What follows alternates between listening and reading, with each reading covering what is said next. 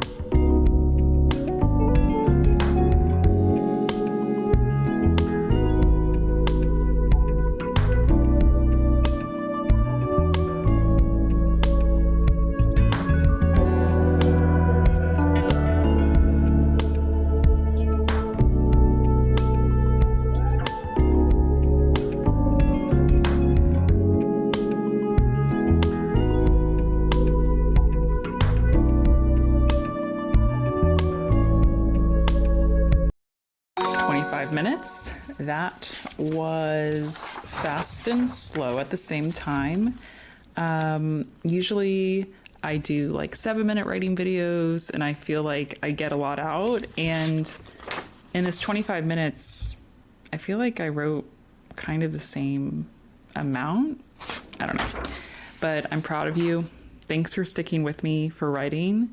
I know if we're just getting back into writing or we're feeling just like blah over the story that we're working on, it's sometimes good to just take a step back, write something random for 25 minutes, and remember that you are full of ideas, you're a good writer, and all you just needed was a little break from your original story. So I actually think I might have provided too many sections to follow because I feel like I could have gone on and on about just how the character was reacting to getting the text of "we need to talk." And I felt a little rushed at the end when I was doing the conversation. It still didn't really feel like it concluded. I feel like I'm still kind of in the middle of the conversation. But these exercises are telling in that this is a draft. You know, it's the first go with a timer on. So I know in my own writing process, things like physical sensations, descriptors of what's around me, or what's around the character usually don't come out in a first draft. That's usually something I have to actively try to add later. And so I guess in this draft, I wasn't really thinking about like, okay, what's the goal of the scene? How do I put blocks in front of the character from achieving that goal? I wasn't really thinking about that. I was kind of just going with this chronological sections I gave everyone. And yeah, I don't know. I guess I may be just sitting here trying to critique something that just came out of me in 25 minutes. Like maybe instead of doing that, I could just let it be. So anyways, this is what I wrote. Please drop your stories below.